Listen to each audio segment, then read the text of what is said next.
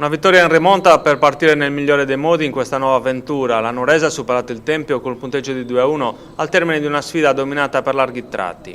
La cronaca. La Nuorese prova a fare la gara e al 26esimo sfiora il gol con Sanna che da Furiaria impegna Brundu. I verde-azzurri insistono, provano a sbloccare il risultato, ma al 30esimo il Tempio inaspettatamente passa in vantaggio. Lorico viene servito in area da Desini e di testa trafigge De Liperi.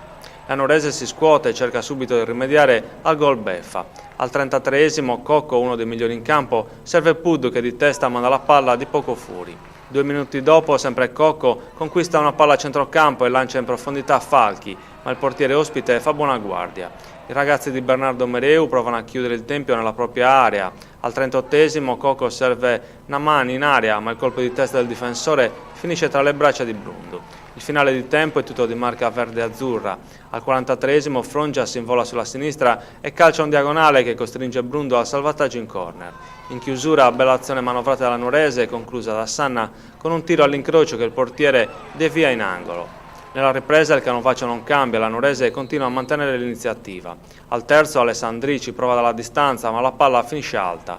3 minuti dopo una punizione della Nuorese crea il panico in area ospite, ma nessun verde-azzurro riesce a piazzare il colpo finale. Il Tempio prova a rispondere con Foresti che dalla distanza sorprende De Liperi che però respinge in 2 tempi al 9° minuto. L'1-1 sembra fatto al 17esimo, Cocco dalla distanza costringe Brundu alla corta respinta. Sulla sfera si avventa Falchi che da 2 passi manda a fuori. In uno dei pochi contropiedi il Tempio spreca il match ball con Lorico che solo in aria manda la palla sul palo. È il 19esimo, la Nuorese un minuto dopo pareggia con Usai che di testa infila Brundu su corner. I verde-azzurri vogliono vincere e continuano ad attaccare. Falchi si mangia un gol fatto al 28esimo mandando fuori un cross di Alessandri. Dopo tanto insistere la Nuorese passa in vantaggio al 39esimo. Cocco crossa dal fondo per Di Angelo che dalla distanza supera Brundu con un fendente rasoterra. Nel finale il Tempio rimane in 9 per le espulsioni di Desini, doppio giallo al 40esimo e Foresti, reo di aver dato un colpo a Puddu.